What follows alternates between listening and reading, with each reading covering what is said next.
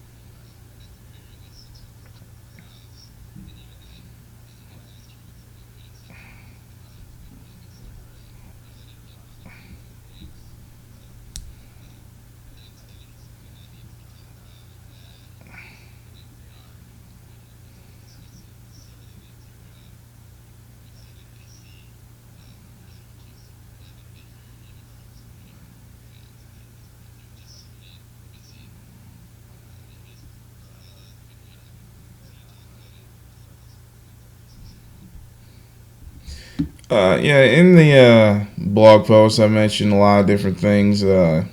Lack of star power within Major League Baseball, the difficulties like uh, casual fan may have finding games to watch, or just the timing of certain things, how long the season goes on. There's a lot to it, and it gets more in depth. I know earlier this week we talked about some of the star power in baseball, and how Rob, you not being someone who's necessarily completely dialed into it, doesn't know a lot of the bigger young names in the sport. But if we were to go back 15 years ago, like you knew all the big names.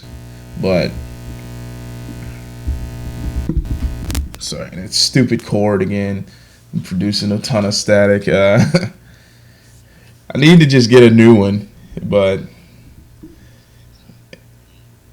yeah, I'll get two of them the next time just in case this happens again. But back to the blog post. Yeah, it's baseball in many ways is being lost on people of our generation and the next generation.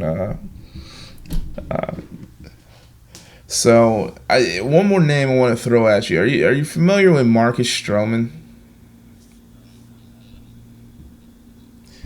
Well, he was the starting pitcher on the game-clinching series win in the World Baseball Classic for the U.S.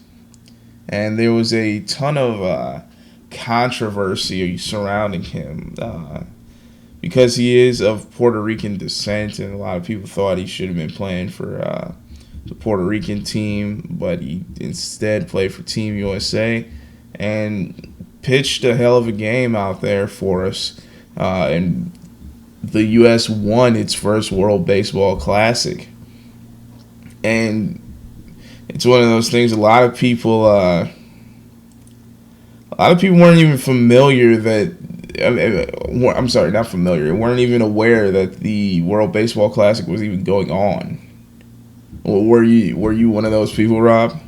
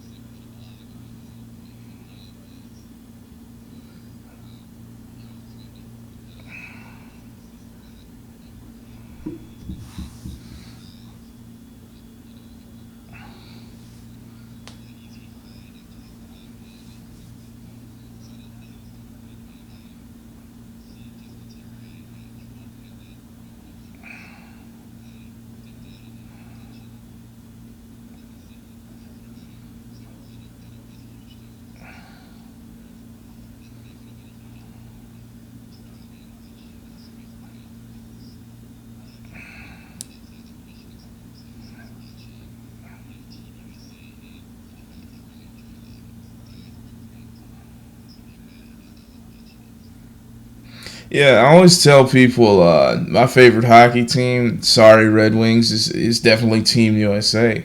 I like just seeing Team USA on the world stage, just competing. And this was I was actively seeking out these games, like trying to watch the World Baseball Classic, trying to watch Team USA because I think if you go back and listen to old podcasts, I knew that this was a stacked lineup we had for once this year, and that this was going to be we had a legit chance of finally winning this thing.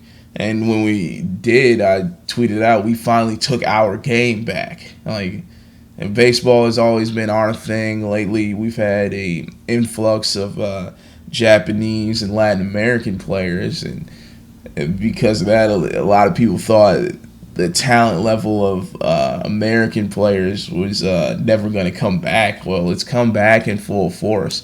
A lot of your big name guys now are Americans, so they're guys who grew up watching all these juiced up players, for lack of a better term. It's the Sammy Sosas, the Mark McGuires, the Barry Bondses. They inspired this generation of players, albeit very scumbaggly, but it is what it is on that front. But you get a guy like Marcus Stroman. He's a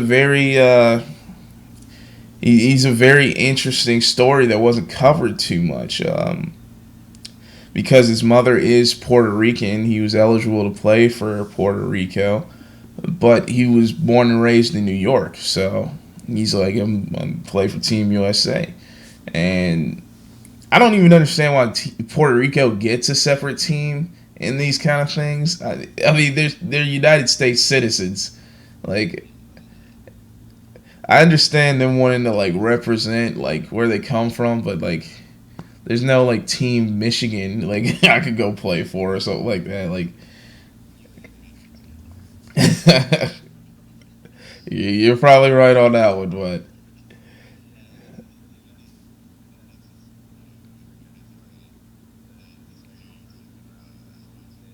Marcus Stroman.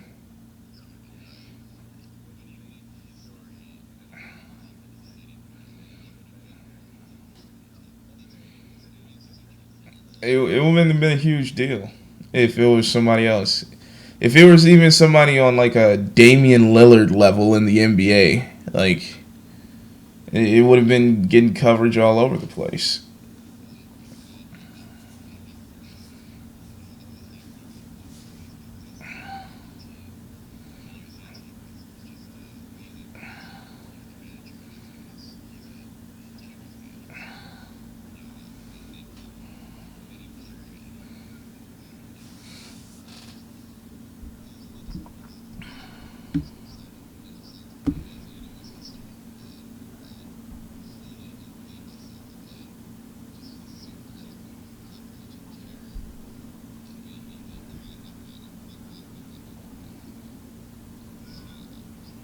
I'm looking at a picture of Marcus Stroman from 2015 too, and me and him have very similar hairstyles.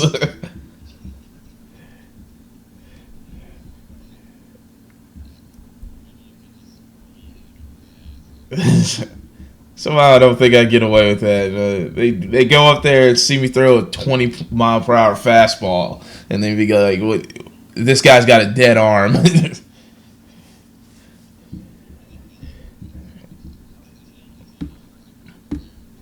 Yeah, he's pretty young. I can just check out his age real quick. 25, so younger than me even.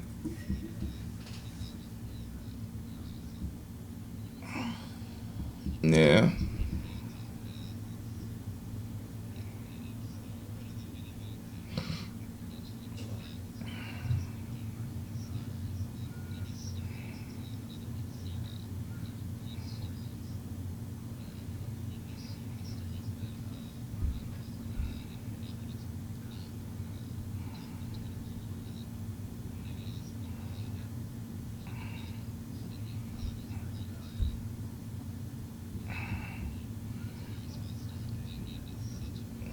And he's never won anything.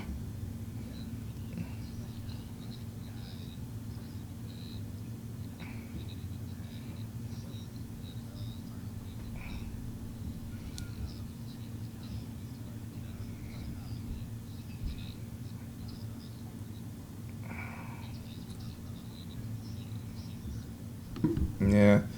Another thing, just all these sports, and this isn't anything specific to baseball. All these sports need to join the 21st century and embrace that cord cutting is becoming a very popular thing, and their streaming services need to improve dramatically because they're in bed with these cable and satellite providers, and it's just not smart business. You got to consider like now millennials have become the number one generation in the workforce. They're gonna be the ones with the disposable income 20, 30 years from now, along with Generation Z, Generation Alpha. Like these are the people coming up. These are the people who are gonna have money. The people you're like uh, having buy these expensive cable packages, they're dying out in a few years. So you need to embrace the internet more. And I think if Major League Baseball did that, that might be able to give them the edge they need to stay competitive with these other leagues. Um,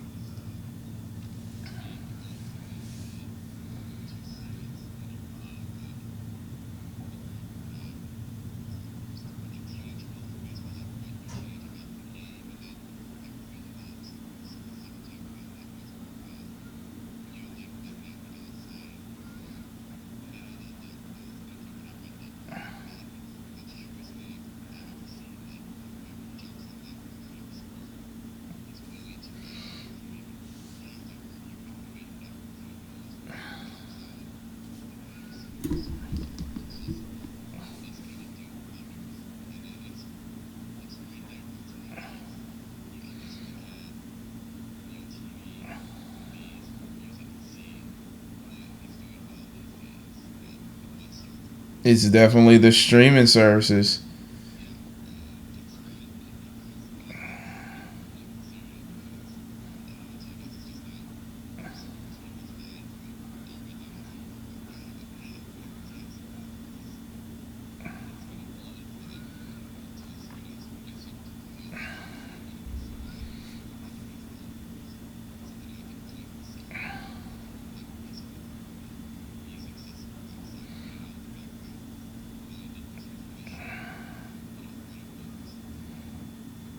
Yeah, and I think baseball is the perfect background noise sport. So because it's not something you have to like keep your eyes glued to too often. It's something you can sort of like passively consume. It works perfectly for that. And this like multitasking sort of culture we have. Like it's like you throw that on while you're making dinner or like doing the dishes or something like that. It's perfect.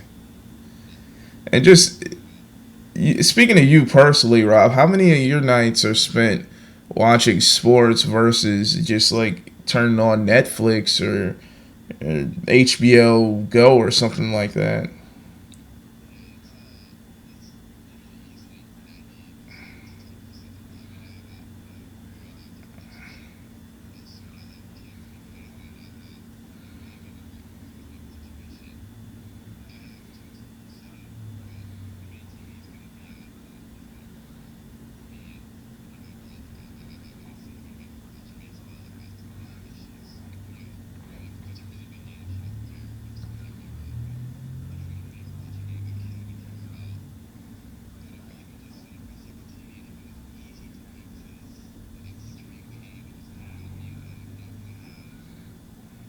Or having on your phone or your iPad or something like that?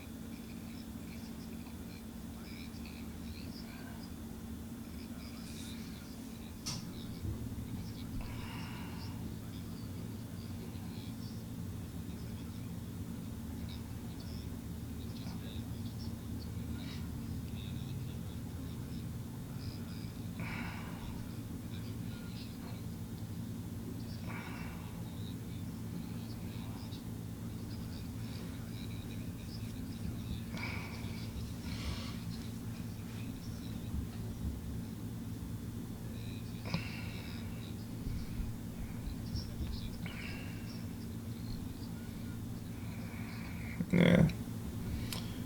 Well, I think that's all we got for putting baseball through the ringer. Like, if you want to see the blog we've been talking about, just go to directsportsdaily.com/blog. It'll be the first post on there. It's called "The MLB Sucks." Hey, it's a little clickbaity, but it gets the point across of the article. So let's talk about this for a minute. What do you feel about Tony Romo almost playing for the Dallas Mavericks last night, but the NBA shut it down?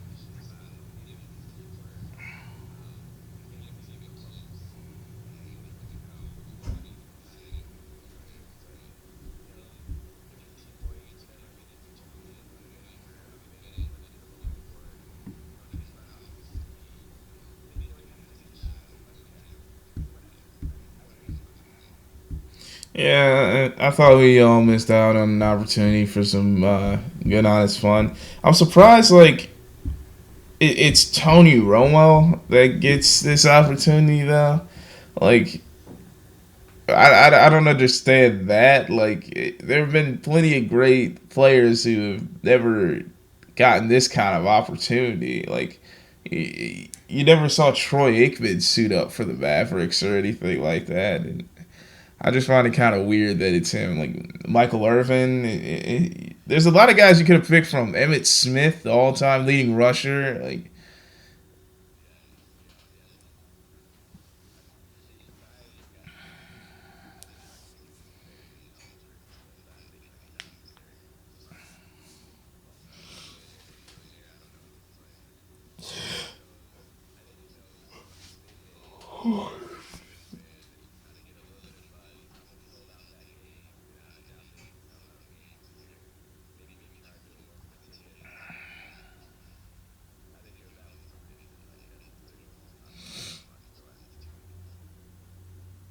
yeah. So other things going on in the NBA. Russell Westbrook taking a day off for once in his life. He's going to rest against the Timberwolves. Um, the seeds are set. Other than the 4-5, like all the seeds are locked in the Western Conference. So it really doesn't make a difference for either of these teams. The Timberwolves aren't making the playoffs. Maybe it makes some difference in sort of draft lottery position, but LeBron LeBron's not gonna play tonight either.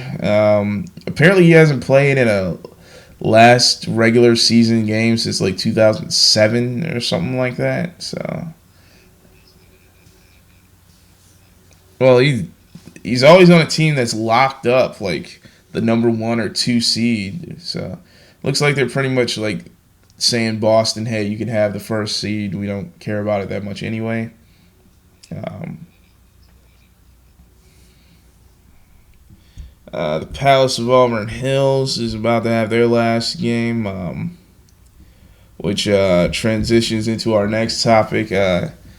The Pistons and Red Wings are both moving into Little Caesars Arena next season. And with that, the Red Wings played their last game at Joe Louis Arena on Sunday night. And yesterday, while me and Rob were talking, he revealed something quite interesting to me. You want to tell the people that?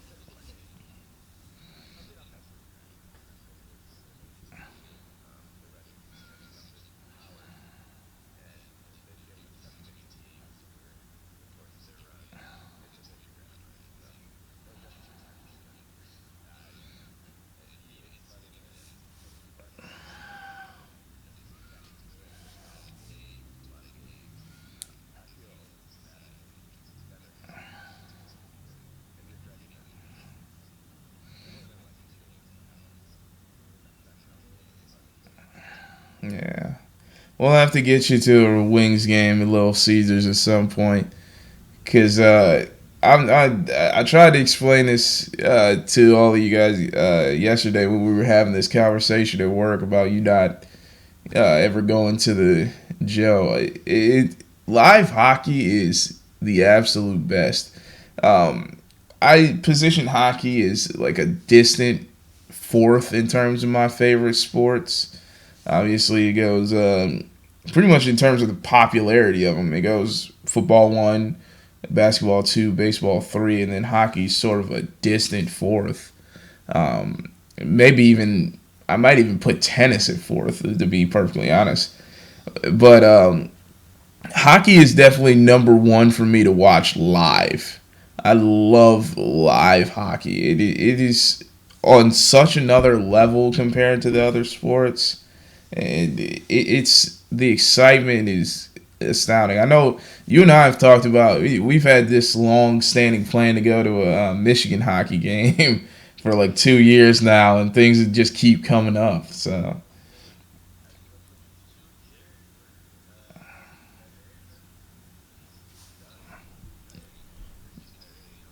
no, yeah. What?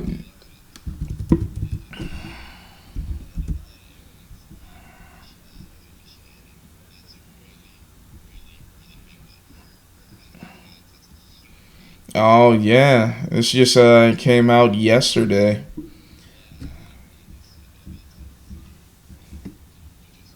Good call there.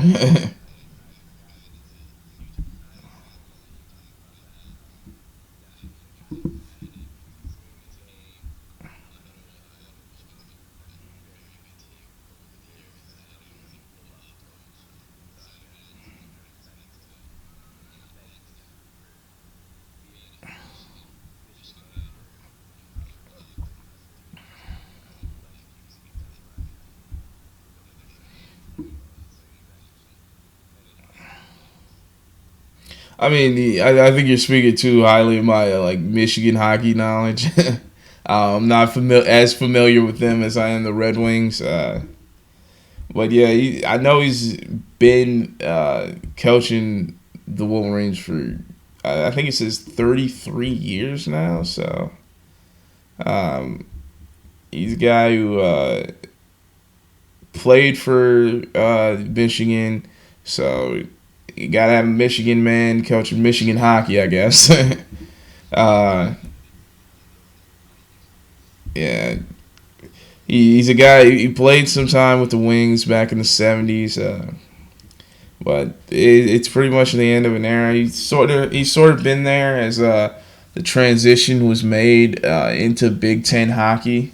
Back before there was no Big Ten in terms of hockey, I think even 10 years ago, they there was always the CCHA and all that. And, Michigan was always a threat to make the Frozen Four. This is a team right up there with a lot of the Minnesota Duluths and the Boston universities and stuff. That always was a threat to compete in for a Frozen Four, sort of like a Duke or a UNC with basketball. So I had not heard about this. So thanks for bringing it to my attention, Rob.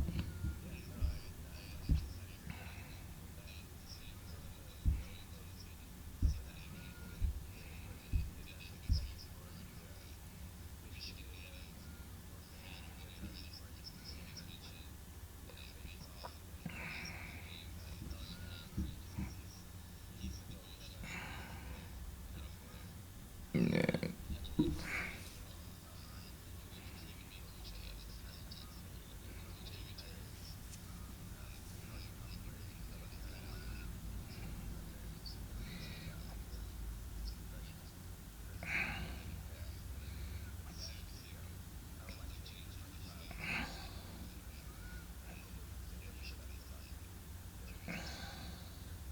So just some quick numbers on Red Barrison. 11 Frozen Four appearances in his 33 years. So literally one out of every 3 years he made the Frozen Four. Two NCAA championships in '96 and '98. Uh, just 22 consecutive seasons making the NCAA tournament from '91 to 2012. The longest streak ever in college hockey history. And he retires with an all time record of 749, 350, and 77.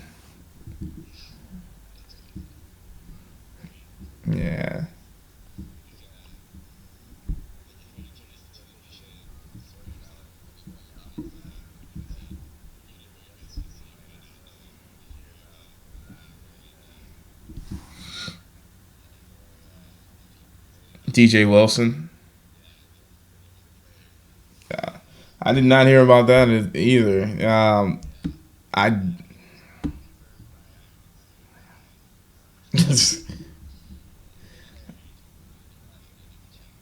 I I don't like this move in the same way I didn't like it for Darius Morris back in the day. I don't think either of those guys are.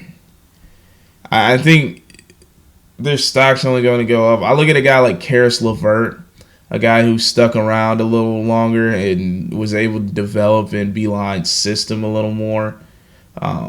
And it obviously proved dividends for him. He ended up being a lottery pick. Unfortunately, he's buried on the dumpster fire that is the Brooklyn Nets. But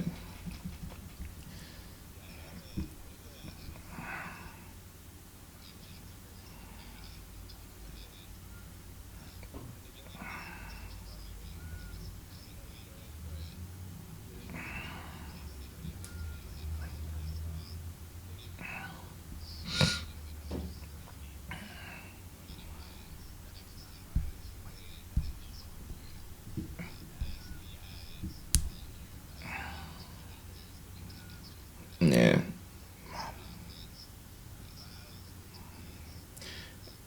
I also think it's a very crowded year in this NBA draft, and they could get lost in that. No, uh,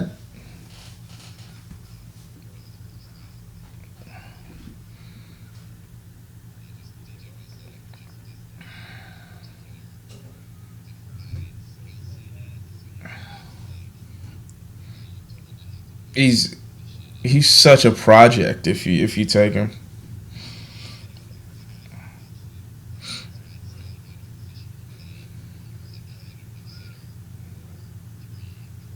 Yeah.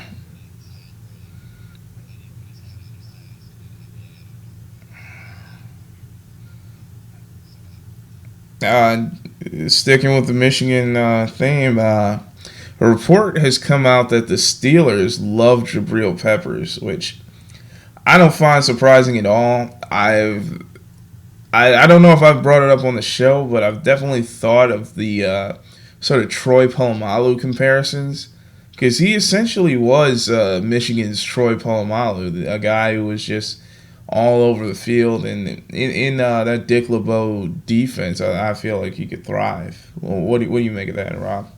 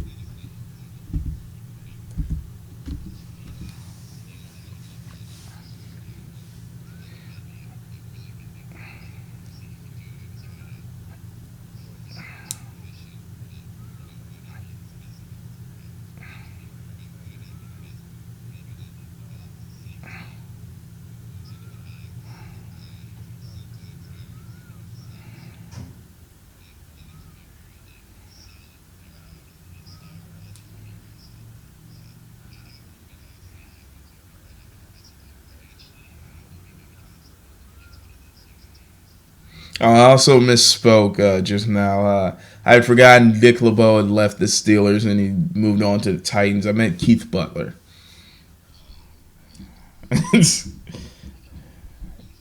But Dick LeBeau obviously implemented that defensive system, and Keith Butler has kept it going this whole time. So it's the same system, and yeah,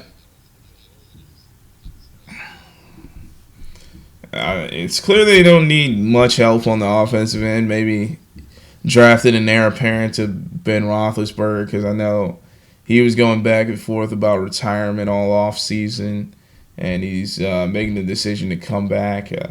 So you definitely need some talent on that defensive end to sort of keep up with the Patriots, and that's pretty much the name of the game right now in the NFL, trying to match the Patriots.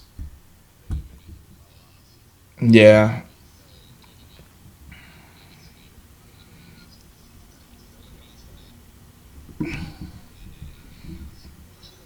and they've only added pieces. They're only getting Gronk back.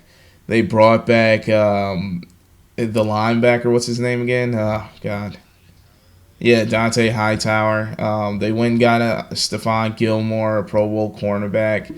They still kept Malcolm Butler. They went out and made the trade with New Orleans to get Brandon Cooks at wide receiver. And this team is insane. I've never seen any team win a championship and add that many pieces in any sport.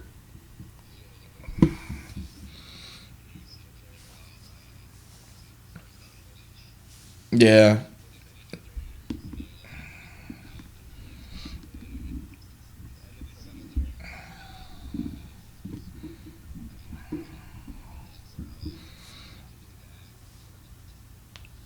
So one last thing before we get out of here, the Browns.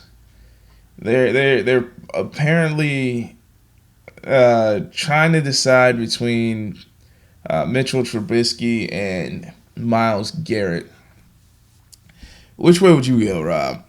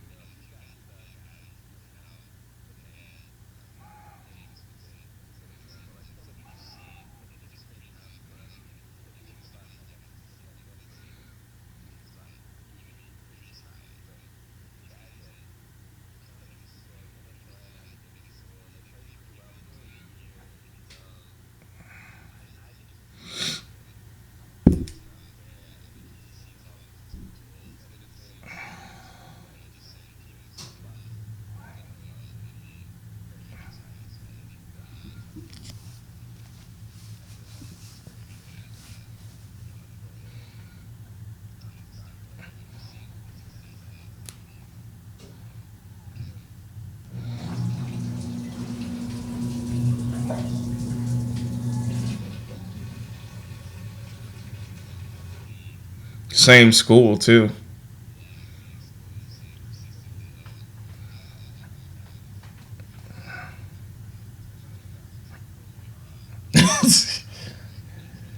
Yeah.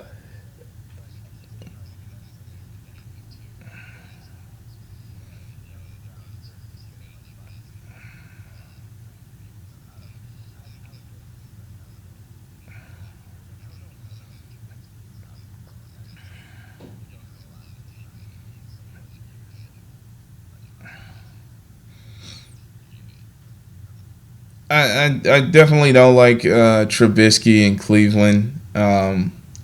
Cleveland has had much a much talked about history with quarterbacks. They're pretty much getting a new one like every week. It's up to that now. It's how many? I think they played like seven different starting quarterbacks last season because they throw one in, he'd go down in a week, and behind that offensive line, nobody's going to do anything. It's hard to believe you have an all pro level tackle like Joe Thomas and just have the worst offensive line like that we've seen almost in years. It's kind of ridiculous, but yeah. I just think it's much easier to put pieces around Garrett than it is Mitch Trubisky. I don't think you're going to have a situation where Trubisky necessarily thrives, given that receiving core doesn't really have much. You got Corey Coleman.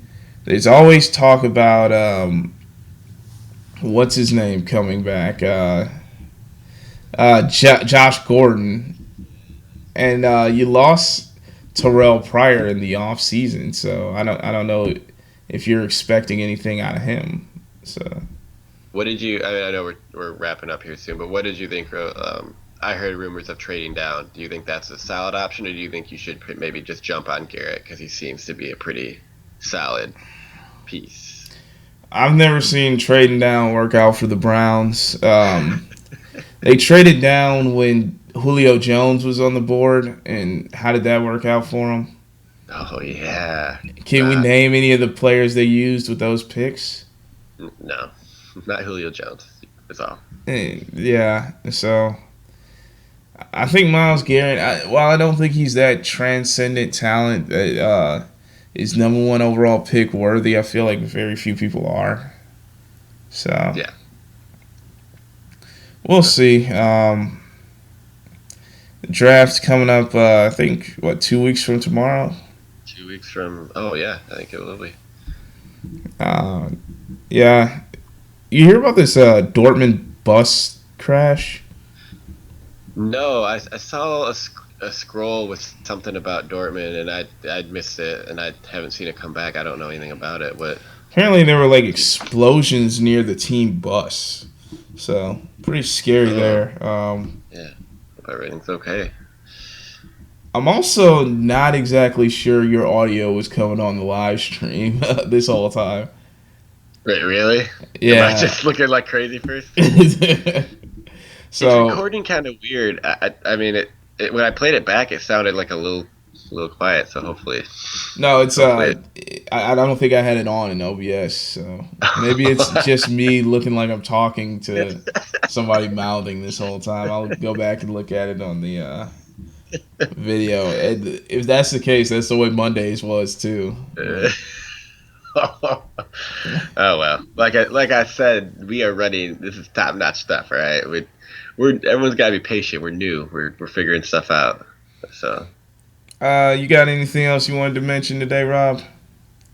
I guess just real quick, because I don't want to be, when we started this, I didn't ever want to be that like cynical kind of, having mocked Mo Wagner, and not mocked, but kind of ripped on them. If they do go pro, I do want to just say thanks and congratulations, because they were awesome and we had a fun run. So I always want to support the players that I've rooted for and who have won some big games for me as a fan of that team. So I didn't want to sound like a super negative, like, see you later, losers. Like, much thanks to them. It was honestly a big fun run in the tournament, and they did play really well. So if they go pro and they get picked, good luck. Best of luck to them. But that's it for me.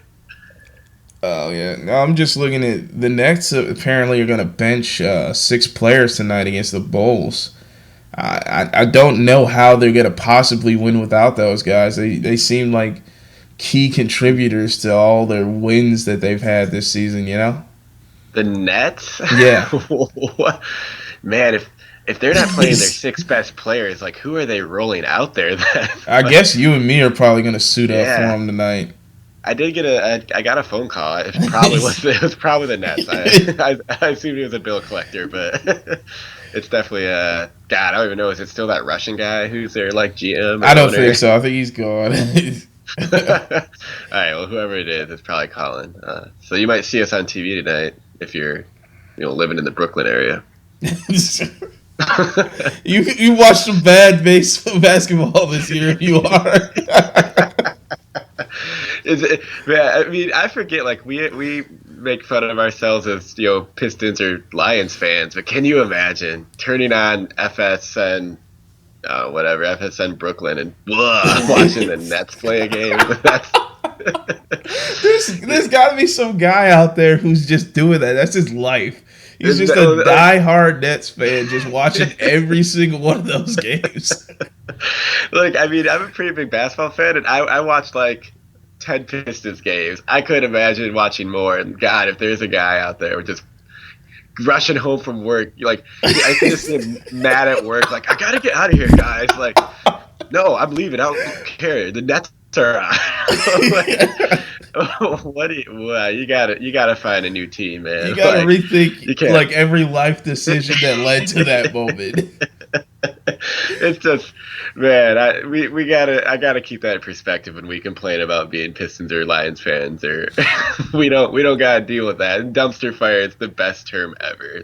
Go home and watch that dumpster fire. Well, shout out to Jonas Cespedes for 3 home runs. Wish the Tigers could have kept him, but it is what it is. That's going to be about it for today. Thanks for everyone tuned into the live stream on YouTube and everyone who's listening to the podcast on all the podcasting services we're available. We'll see you tomorrow with more Direct Sports Daily. This has been another episode of Direct Sports Daily. Thanks for listening, and to keep up with the show, follow us on Twitter at the DSD Podcast. Subscribe to us on iTunes, Google Play, or Stitcher Radio, or visit our website, www.directsportsdaily.com.